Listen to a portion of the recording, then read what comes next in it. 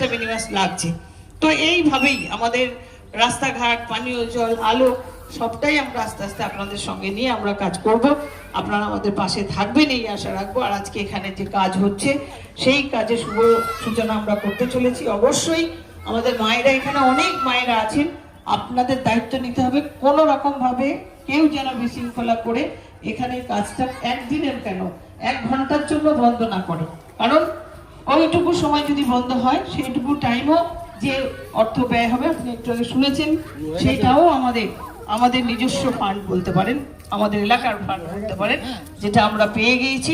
সেই ফান্ড কিন্তু আমাদের থেকে নষ্ট হবে। তাই সবাই মিলে সহযোগিতা করব, আর সবাই মিলে যাতে এই কাজটা সুষ্ঠুভাবে সুসম্পন্ন হয় আমরা সেই চেষ্টা করব।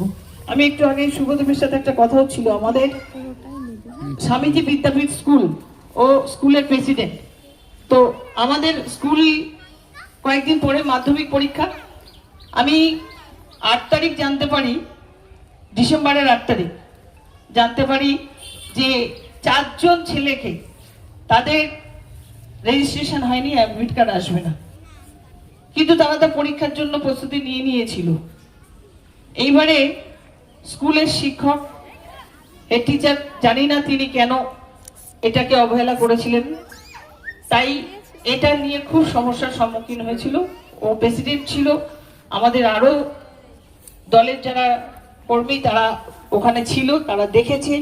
এবং এই 4টে ছেলের বাড়ি, 4টে ছেলে, তাদেরও খুব ভয়ঙ্কর অবস্থা হয়ে গিয়েছিল, তারা পড়বে না তাই এই দিকে চিন্তা করবে। তো সেই সমস্যা কিন্তু সমাধান হয়েছে। গতকাল নাকি ওরা গিয়ে তাদের অ্যাডমিটের জন্য যে রেজিস্ট্রেশন চার্জ, সেই চার্জটা কিন্তু কালকে জমা করে দিয়ে এসছে। তো এটা একটা, এই ধরনের অনেক সমস্যা হয়ে থাকে। তাই আমাদের যারা সৈনিক, তৃণমূল কংগ্রেসের যারা সৈনিক, তারা কিন্তু এইভাবে মানুষের পাশে থেকে তারা কাজ করে, প্রতিনিয়ত মানুষের সঙ্গে থেকে তারা কাজ করে।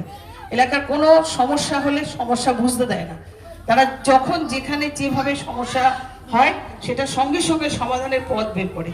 তাই সেই সমাধানের জন্য আমাকে বলেছিল, আমার বিভিন্ন জায়গা থেকে আমি মাননীয় মন্ত্রীর সাথে যোগাযোগ করে তারপরে সেই জায়গাটা তৈরি করেছি, এনেছি, বা সেই বিষয়টা সুসম্পূর্ণ হয়েছে।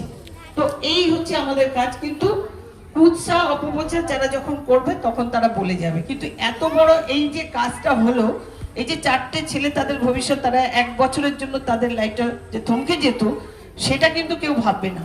এটার পেছনে অনেক কিছু বলতো। যদি এটা না হতো, কার দোষ কেউ খুঁজে বের করতো না, সেই দোষ গিয়ে চলে যেত কোথায় সেটা আপনারাও জানেন। তো এই জন্যই বলবো, আমাদের যখন যেখানে যেই ধরনের সমস্যা আসুক, আমরা আসুন